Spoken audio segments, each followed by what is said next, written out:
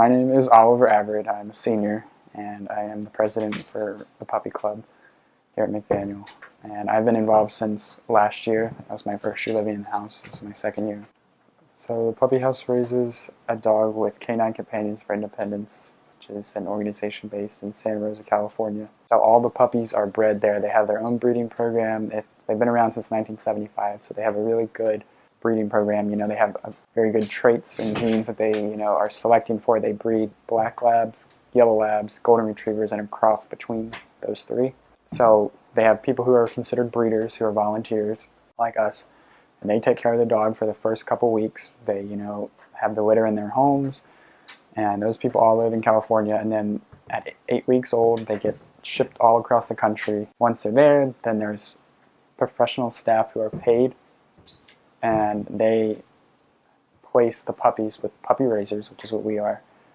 And we take the dog from 8 weeks on for a year and a half, and we teach basic commands and obedience, socialization.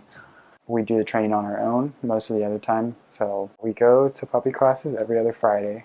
So we get help from certified trainers during that time. We get a guide from Canine Companions on what to do and how to do it, and then we train highly trained assistance dogs to help people with hearing disabilities, physical disabilities, and then if they pass, they become graduate dogs. The graduate dogs will still kind of go to training sometimes and follow up with the CCI staff. So it's like a ongoing process. And then after the dog gets placed with the person, they check up, and even if once a dog retires, they can get another dog, and it's all for free for the person too. The person doesn't pay anything.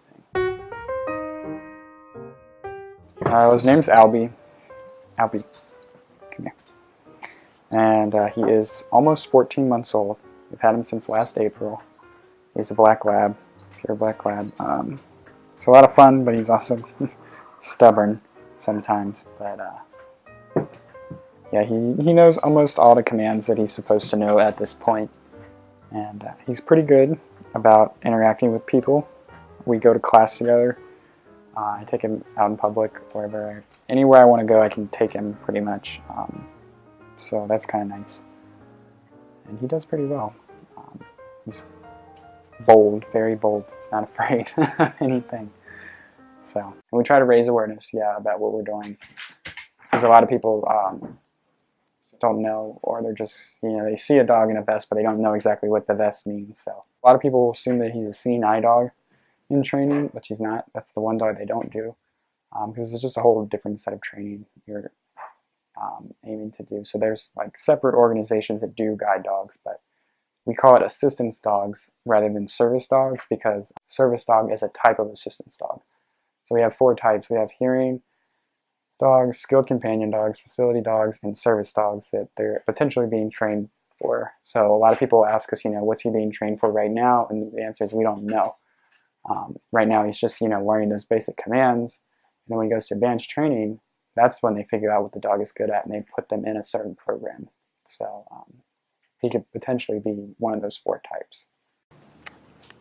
If you want to get involved with the club and you really have a desire to train an assistance dog and help somebody with a disability, the club might be for you. We have a lot of people who just like the dog, and that's okay, but that's not necessarily helpful all the time. The people who are involved are very committed, and they want to see it all the way through. So if that's something people think they're up to doing, encourage them to join the club.